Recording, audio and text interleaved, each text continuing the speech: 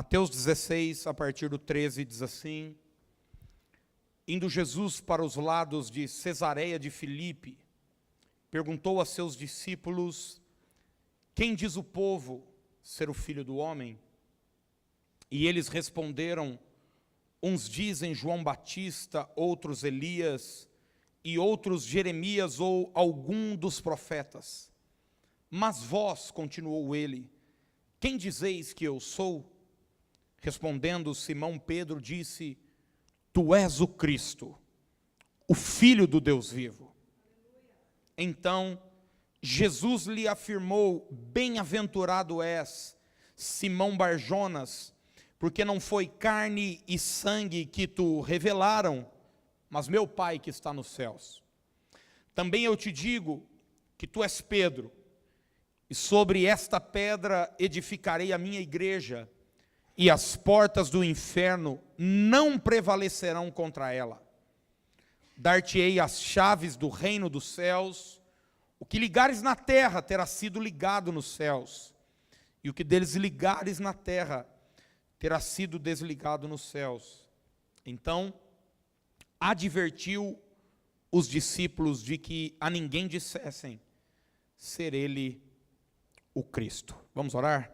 Pai querido, diante da tua palavra estamos, diante da tua mesa nós estamos, e não estamos indiferentes, estamos abertos àquilo que o Senhor tem para nós. Pedimos-te graça, Senhor, para que tu fales conosco, em nome de Jesus.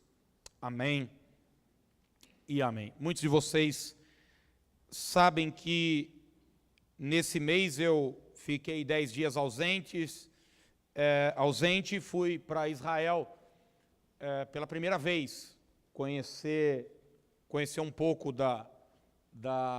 de Jerusalém, enfim, rodamos um pouco lá. Foi um dia para voltar, outro para ir, então ficamos lá 8 dias. E você imagina, tudo para mim foi uma novidade muito grande, porque não só foi minha primeira viagem para Israel, mas foi minha primeira viagem para fora do país. Então, muitas e muitas coisas me chamaram a atenção. E duas delas estão presentes nesse texto aqui, que nós acabamos de ler, pelo menos no contexto onde ele está inserido. Uma delas é o poderio do Império Romano. É interessante, 2000 anos depois que o Império Romano acabou, ainda você vê em Israel, na nação, as marcas, as evidências de um império fortíssimo. Você sabe, o Império Romano dominou boa parte do mundo conhecido durante séculos, desde a Inglaterra até a Pérsia, onde hoje é o Irã, era dominado por César. E está lá em Israel até hoje as marcas do Império Romano. Por exemplo, suas estradas grandiosas. Sabe que os romanos eram malucos por estradas. Dizem os estudiosos que eles construíram mais de 80 mil quilômetros de estradas. Onde já existiam, eles dobravam o tamanho para que pudesse caminhar agora um homem e um animal. Então, você vai ver lá inúmeras estradas em que os romanos construíram. É daí a expressão, até hoje que a gente ouve, todos os caminhos levam a Roma. Justamente por causa disso, eles facilitavam o trânsito, o comércio, as idas e vindas de todas as pessoas. Uma outra evidência que está lá muito clara é a força do exército romano. Você vai ver, por exemplo, num lugar chamado Massada, é um lugar muito alto, você tem que ir de teleférico, fica de frente para o Mar Morto, uma fortaleza. Até hoje tem lá algumas evidências de um refúgio onde Herodes construiu. Tem um palácio dele, tem um lugar onde o exército ficava, o exército romano era fortíssimo. A questão do pão e do circo também é muito evidente. Você vai ver teatros, lugares de lazer, onde os romanos também construíram. E tudo isso regado a uma carga tributária muito alta. Você sabe que chegou até um momento em que os religiosos chegaram para Jesus e perguntaram o seguinte: é lícito a gente pagar tributo a César? Por quê? Porque para bancar essa festa toda, eles arrancavam o couro do povo. Então, alguns chegam a dizer que 70% do que era produzido ia para Roma, ia para o império, e 30% ficava para o povo. Era algo assombroso. A outra coisa interessante que eu pude ver lá, dentre tantas, e que vai estar nesse texto que nós acabamos de ler, são as evidências históricas, as evidências cabais de que Jesus existiu. Até o ateu mais ferrenho precisa ter honestidade intelectual e assumir isso. Ele pode pensar isso ou aquilo de Jesus, mas se ele for honesto, ele vai saber. Em Israel, há 2000 anos, existia um homem que se chamava Jesus.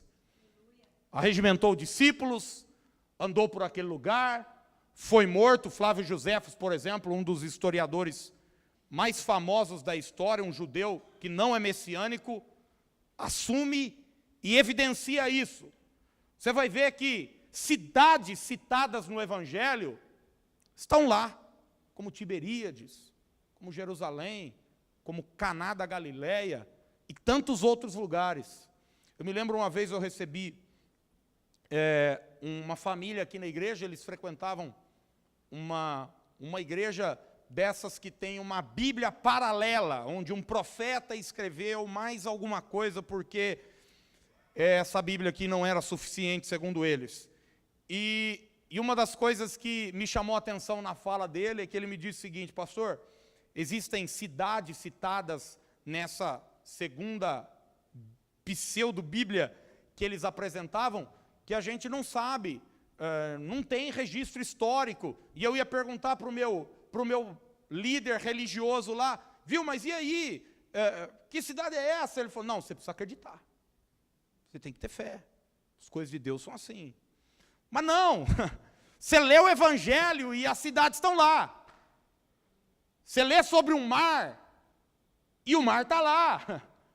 Você lê sobre o rio, e os rios estão lá, até hoje. E é curioso que essas duas verdades, a existência histórica de Jesus e o poderio de Roma, se encontram aqui nesse texto. Jesus está pregando em Cesareia de Filipe. Deixa eu tentar explicar para você o que essa cidade representava. Era uma cidade de fronteira, fica no norte de Israel, na divisa com a Síria, no pé do Monte Hermon.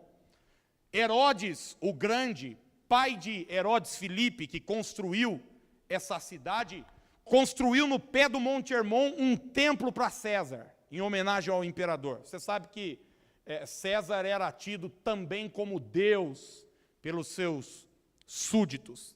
E a história diz que seu filho Filipe expandiu a cidade e deu o nome dela de Cesareia, por causa de César, e Filipe, por causa de si mesmo.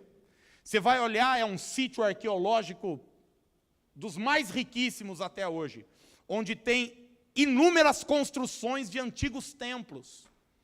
Tem lá um templo para César, tem lá um templo para um deus que eu não conhecia, chamado Pan, um deus grego, um deus que é meio bode, meio gente.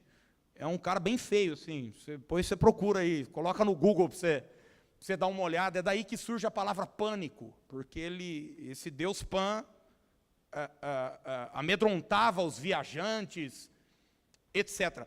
Cesareia de Filipe é esse lugar do paganismo, é esse lugar da idolatria, é esse lugar pouco frequentado pelos judeus, porque olhavam para esse ambiente como um ambiente amaldiçoado, onde outros deuses eram adorados, onde estátuas eram adoradas, e Jesus, nesse lugar, se reúne com seus discípulos. e faz aos discípulos uma pergunta. O que é que a turma aí está falando de mim? Qual é a opinião pública sobre mim? Como é que está a minha reputação aí na boca do povo? E a resposta dos discípulos a Jesus é a seguinte: tem alguns falando aí que o Senhor é João Batista, ressuscitou. João tinha acabado de morrer. Tem outros falando que o Senhor é Elias. Outros dizendo que você é Jeremias. E tem uns que não sabem nada, falar, é algum dos profetas. Tipo, eu preciso dar uma resposta, então, sei lá, é algum profeta aí. E Jesus se levanta, então, e pergunta aos discípulos o seguinte: mas e vocês? Quem dizeis que eu sou? É interessante você pensar que Jesus em nenhum momento está preocupado em refutar a opinião do povo, dos religiosos, das pessoas da sua época.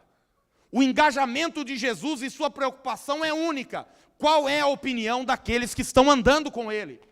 Dos 12, dos seus discípulos, daqueles que comem com ele, daqueles que dormem com ele, que viajam com ele, daqueles que presenciam milagres. Ele pergunta para os discípulos: qual é a opinião de vocês sobre mim? E a Bíblia diz então que Pedro se levanta no verso de número 16. E Pedro, por revelação do Pai, não por coisas humanas, carnais, não por revelação de carne e sangue, não por percepção humana, mas por revelação divina, diz: tu és o Cristo, o Filho do Deus vivo. Irmãos, aqui está a chave da nossa fé. Porque você dizer eu acredito em Jesus é uma coisa. A gente teve um guia judeu lá que também acredita em Jesus. Ele sabe que Jesus existiu. Ele está rodeado de evidências de que o Evangelho é real. A questão não é essa, a questão é: quem é esse Jesus? Quem é esse homem que andou nesse lugar? Quem é esse homem que esteve entre nós?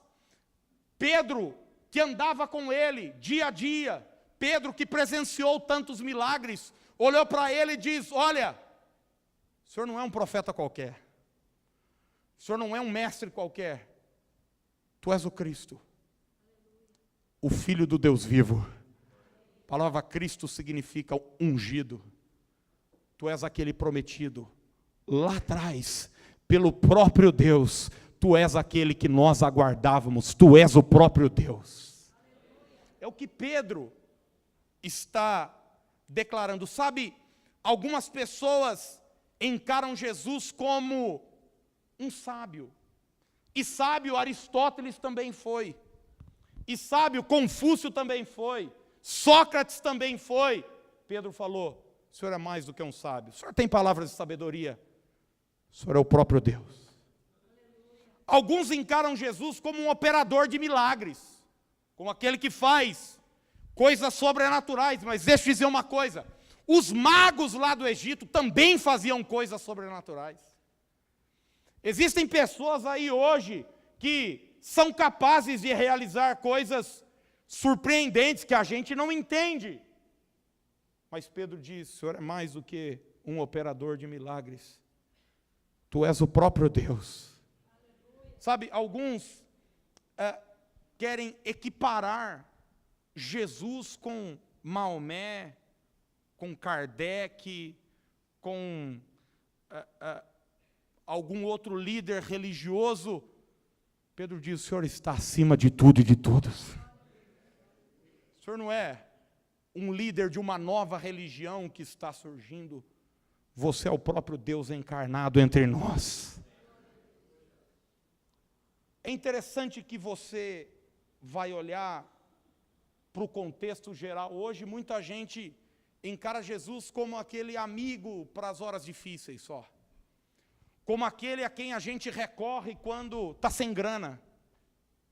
Como aquele a quem a gente bate na porta quando está doente. Mas Pedro diz: não, O Senhor é o próprio Deus.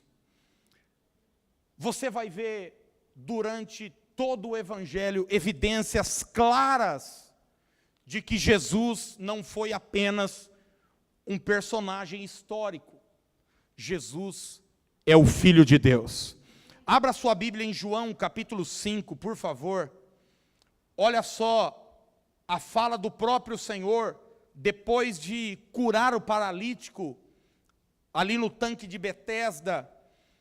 Os religiosos da época começam a o perseguir, a colocar a sua identidade em xeque, sua missão.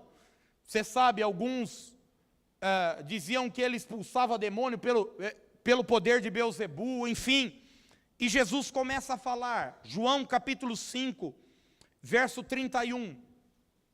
Se eu testifico a respeito de mim mesmo, o meu testemunho não é verdadeiro. O que é que ele está dizendo? Eu não vou agora, nesse momento, falar quem eu sou, porque eu falar, de que adianta? Outro é o que testifica a meu respeito, e sei que é verdadeiro o meu testemunho, que ele dá de mim.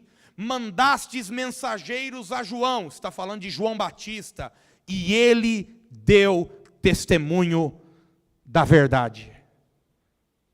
O que é que Jesus está dizendo? Olha, João Batista, o primeiro profeta do Novo Testamento. Você sabe que entre Malaquias e o início dos evangelhos, existe um período na teologia que a gente chama de período intertestamentário. 400 anos de silêncio, Deus não falou, nenhum profeta foi levantado. O primeiro é João, no deserto, e o primeiro profeta da época neotestamentária se levanta dizendo, ele é o Cordeiro de Deus que tira o pecado do mundo. Ele não é alguém qualquer, não. Ele é o Cristo, ele é o esperado, ele é o Messias. Quando ele chega, João fala, espera um pouco, é eu quem preciso ser batizado por você. Eu não sou digno nem de desatar as suas sandálias. João o tempo todo está apontando para ele, diz, olha, eu estou batizando vocês com água, mas daqui a pouco vai chegar um que vai batizar vocês com o Espírito Santo e com fogo. João Batista testemunhava que Jesus era o Cristo. Versículo 36 de João 5 ainda. Mas eu tenho maior testemunho do que o de João, porque as obras que o Pai me confiou para que eu as realizasse, essas que eu faço, testemunham a meu respeito de que o Pai me enviou. Jesus diz, eu não só tenho o aval do primeiro profeta do Novo Testamento, as minhas obras, aquilo que eu realizo, testemunham, avalizam de que foi o Pai quem me enviou. Você se lembra quando em Mateus capítulo 14, os discípulos estão desesperados no meio do mar da Galileia, e Jesus vem andando sobre as águas, e o texto bíblico diz que Jesus então dá uma ordem, o vento retrocede, as ondas retrocedem, a bonança se estabelece, e da boca dos discípulos sai a seguinte expressão, verdadeiramente, Ele é o Filho de Deus. Ele não é uma pessoa qualquer, ele não é uma pessoa comum. Jesus disse, as minhas obras. O evangelista João vai chamar os milagres, as obras de Jesus, nem de milagre, vai chamar de sinais. Sabe por quê? Porque o milagre não tem um fim nele mesmo. Para João, o milagre é um sinal, é só um indício, é só uma evidência, é só um ensinamento de quem o realizador de milagres é. A água transformada em vinho não foi só para dar alegria para aquele casal, foi para mostrar que o autor do milagre é o transformador. E João diz o seguinte no final do seu evangelho, o objetivo pelo qual ele escreve, João 20, ele diz, na verdade, fez Jesus, diante de seus discípulos, muitos outros sinais. Estes, porém, foram escritos para que creiais que Jesus é o Cristo, o Filho de Deus, e para que crendo tenhais vida em seu nome. João 20, 30 e 31. Os milagres de Jesus evidenciam que Ele é o Filho de Deus. Uma outra coisa que testifica quem Jesus é, está no verso de número 37. Ele diz: o Pai que me enviou, esse mesmo é que tem dado testemunho de mim. Um profeta como João, as obras que ele realiza, mas também o Pai testifica quem ele é. Você vai ver que durante todo o ministério de Jesus, ele tem o aval do Pai. Aliás, ele começa com a chancela do próprio Deus. Quando ele sai das águas do Jordão, ele não tinha realizado ainda nenhum milagre, mas uma voz do céu vem e diz: este é o meu filho amado, em quem eu me comprazo. Você vai ver quando, por um momento, no Monte da Transfiguração, Marcos capítulo 9, Pedro quer equiparar Jesus com Moisés e com Elias, que aparecem ali no monte, num momento de oração. Você sabe que Moisés representa a lei e Elias representa os profetas.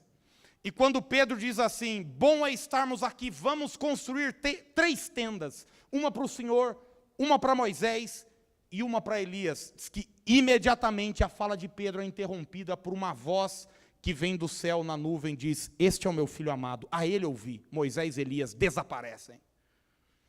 Deus estava dizendo: ele é maior do que a lei, ele é maior do que os profetas, ele é maior do que qualquer outra pessoa, ele está acima de tudo e de todos. Deus o exaltou soberanamente e lhe deu um nome que está acima de todo nome.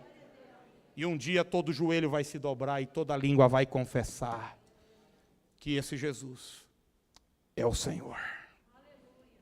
O Pai testifica a respeito de mim, ele diz. E finalmente no verso 39 Jesus diz: examinai as Escrituras, porque julgais ter nelas a vida eterna, e são elas mesmas que testificam de mim. Jesus está dizendo: olhem para a palavra, olhem para a Escritura, ela mesma fala a respeito de mim. Você lê a palavra de Deus desde o Gênesis, da queda do homem, quando o Senhor disse para a serpente: da semente da mulher vai nascer um descendente que vai pisar a tua cabeça. O Messias já estava prometido. Jesus Cristo já estava sendo anunciado. As Escrituras demonstram que Ele é o Cristo, o Filho do Deus vivo. Depois que Pedro diz isso, Jesus diz para Pedro: bem-aventurado és, Simão Barjonas, porque não foi carne e sangue que te revelaram, mas meu Pai que está no céu. Também eu te digo que tu és Pedro, e sobre esta pedra edificarei a minha igreja, e as portas do inferno não prevalecerão contra ela. Paulo diz que a gente não pode participar da mesa sem discernir o corpo de Cristo. E aqui é a primeira vez que Jesus cita a palavra igreja durante o seu ministério. E eu gostaria de falar brevemente sobre 3 verdades que essa afirmação de Pedro e que esse texto bíblico nos ensina. A primeira delas é que a afirmação de Pedro é o fundamento da igreja. Repita isso comigo, diga: a afirmação de Pedro é o fundamento da igreja. O que eu estou querendo dizer é que Jesus, o fato dele ser o Cristo, o Filho de Deus, é isso que dá base, sustentação para nós estarmos aqui reunidos hoje à noite. Entenda, gente, a igreja não é coisa humana. Se fosse, já teria acabado. Tem 2000 anos que que ela está sendo perseguida, atacada. A igreja é invenção de Deus. E pertence a ela, não quem está sentado semanalmente numa cadeira, ouvindo alguém falar. Não quem gosta dos cânticos. Não quem tem um ritual X ou Y e reza uma cartilha religiosa. Pertence a ela quem recebeu do Pai essa revelação, que Jesus é o Cristo, o Filho do Deus vivo. De que Ele é o próprio Deus. Ele é o nosso Deus. Sabe, quando a gente recebe essa revelação, tudo na nossa vida muda. Porque de um sábio a gente aprende. Um rei a gente teme, mas um Deus a gente adora. E esse Jesus é o próprio Deus. É o Deus encarnado. É aquele que João diz lá no início do seu evangelho, no princípio era o Verbo. E o Verbo estava com Deus. E o Verbo era Deus. Ele habitou entre nós. Vimos a sua glória. E todos quantos o receberam, deu-lhes o poder de serem feitos filhos de Deus. Essa afirmação é que sustenta a igreja de Jesus. Não a comunidade da esperança. Não a universal, a quadrangular, a metodista, mas a igreja de Jesus, o corpo de Cristo espalhado na terra. Todo homem tem um vazio que só Jesus Cristo pode preencher. Às vezes eles gastam tempo, energia, tentando fazer com que o dinheiro, com que a realização pessoal possa preencher esse vazio. Daí, depois de uma promoção, passou 1, 2, 3 meses, ele diz, eu preciso de mais. Depois de uma conquista financeira X ou Y, ele já fala, eu achei que esse carro era bom, mas não é suficiente, eu preciso de mais. Alguns acham que um time de futebol pode dar razão para a sua existência. Você já viu gente assim? Brigando na porta de um estádio, fazendo do seu time a sua paixão, a razão da sua existência. Alguns acham que um cantor, até mesmo a religião pode fazer isso consigo. Mas eu quero dizer que só Jesus pode preencher o vazio do coração.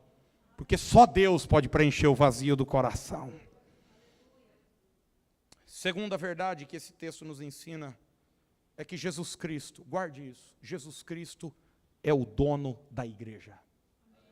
Eu quero que você repita isso comigo, diga assim, Jesus Cristo é o dono da igreja. Diga aí para o seu vizinho, a igreja tem dono e é Jesus, a igreja tem dono. A única vez que ele fala da igreja, ele faz questão de deixar claro uma coisa, ela é minha. Eu edificarei a minha igreja. Foi eu quem comprei. Foi eu quem paguei o preço por ela.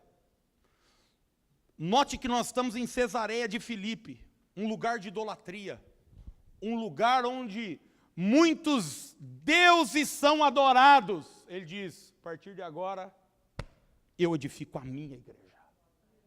A minha igreja. A igreja tem dono e é Jesus. A igreja não é de pastor nenhum, viu? A igreja não é do Papa. A igreja não é de bispo nenhum, de padre, de apóstolo. A igreja não é de ministro nenhum. A igreja tem dono e é Jesus. Às vezes, eu ouço alguém falar assim, eu estou indo lá na igreja do Aquiles. Eu falo, meu Deus do céu, está morto. A igreja não é minha. Eu não tenho marcas de prego nas mãos. Só um pagou o preço pela igreja. E esse um é Jesus Cristo. Não aceite ninguém te botar num cabresto. Eu vejo pessoas, às vezes, com medo, por opressão espiritual, dizendo, pastor, eu até gostaria de congregar aí com vocês, mas eu fui ameaçado. Me falaram que se eu sair da igreja que eu faço parte, eu vou estar debaixo de maldição, eu vou sair da cobertura do meu apóstolo, do meu bispo, do meu não sei o que lá, e tal, e eu fiz até um contrato, e nós passamos até debaixo de um manto lá. Meu discipulador falou que se eu sair, minha vida volta. Quantas pessoas eu já ouvi falando isso? Manda o seu discipulador pentear um macaco. Manda o seu discipulador chupar prego. Manda o seu discipulador ver se você está na esquina. Porque a igreja não é de discipulador coisíssima nenhuma. A igreja não é de pastor coisíssima nenhuma, não é de padre, ninguém pagou o preço por ela. Só Jesus Cristo pagou o preço por ela. A igreja é dele. Que história é essa? Da pessoa ser ameaçada? Porque a igreja é um ovo aqui, ó. E a pessoa diz, não, se você sair daqui, sua vida... Que conversa é essa? Aquela placa que está lá na frente não vale de nada. Se fosse importante, estava aqui dentro, protegendo de chuva, de sol.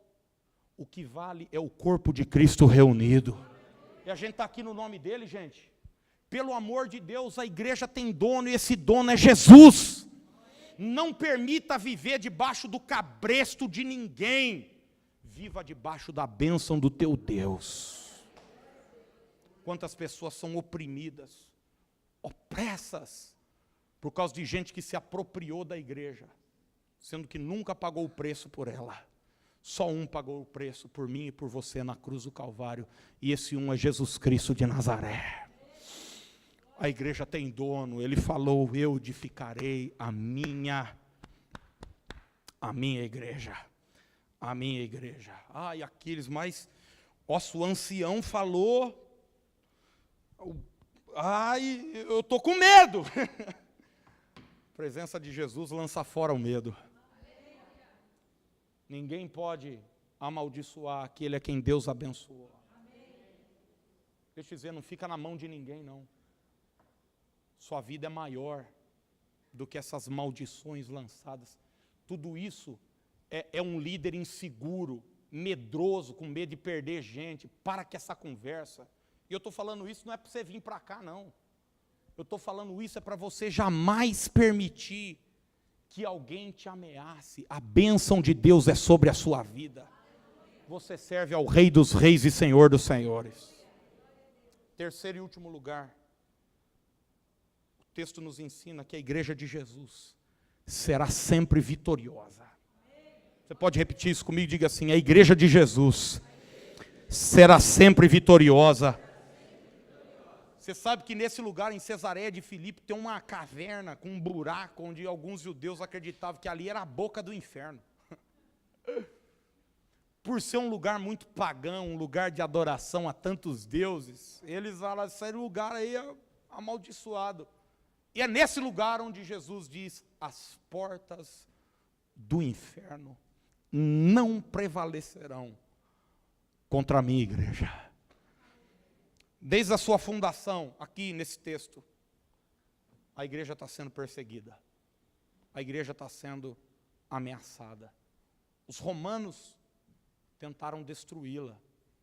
Você vai ver historicamente que todos os apóstolos foram martirizados pelo Império Romano, César. Muitos cristãos eram, desde Estevão até todos os apóstolos foram mortos por pregarem a palavra, eram presos, eram encarcerados. Os religiosos da época tentaram de qualquer jeito acabar com a igreja. Os escândalos, desde os tempos mais remotos até hoje, tentam acabar com a igreja, a frieza espiritual, mas nada pode vencer a igreja de Jesus. 2000 anos se passaram, e o inferno não está resistindo à presença da igreja. Como diz o velho cântico que eu cantava quando era menino na igreja, ninguém detém, é obra santa. Nem Satã, nem o mundo todo pode apagar este ardor. Ninguém detém, é obra santa. Esta causa é do Senhor. A igreja de Jesus é vitoriosa. Talvez você esteja preocupado com essa sociedade, e é mesmo da gente ficar ligado pela investida maligna contra a igreja, contra a família, contra os valores, é tanta coisa suja, horrorosa que a gente vê. Mas o apóstolo Paulo avaliza essas palavras de Jesus e diz que em Cristo Jesus nós somos mais que vencedores. Ninguém vai deter a igreja de Jesus. Nós vivemos hoje num contexto muito parecido com esse contexto de Cesareia de Filipe. Um tempo onde tem Deus para tudo. O dinheiro é Deus, carreira profissional é Deus, a banda tal é Deus, o time de futebol é Deus, fulano é Deus, Beltrano é Deus. Mas que Deus nos levante para dizer que só Ele é digno de louvor e de adoração. Ele é o Cristo, o Filho do Deus vivo. E quando a gente está diante dessa mesa, a gente precisa lembrar que esse mesmo Jesus histórico, que Pedro testificou que era o próprio Deus, quando ele estava sendo assunto ao céu, seus discípulos, em Atos capítulo 1, estavam olhando para ele. Mas os anjos se levantaram e disseram: por que é que vocês estão olhando para ele? Do mesmo jeito que ele está subindo, ele vai voltar para buscar vocês. E nós estamos nessa noite anunciando isso, que aquele que esteve entre nós vai voltar para nos buscar. Gente, isso aqui que nós estamos fazendo não é brincadeira, não. Isso aqui não é um clube. Isso aqui não é um encontro social. Isso aqui não é um lugar para a gente se sentir bem. Falar, eu cheguei aqui tão... Não. Isso aqui é a igreja de Jesus. Vitoriosa. Parte dela. Por favor, não entenda isso errado.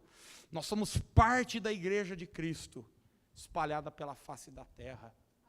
Pedro morreu, Paulo morreu, Maria morreu, Tomé morreu, mas hoje nós estamos aqui.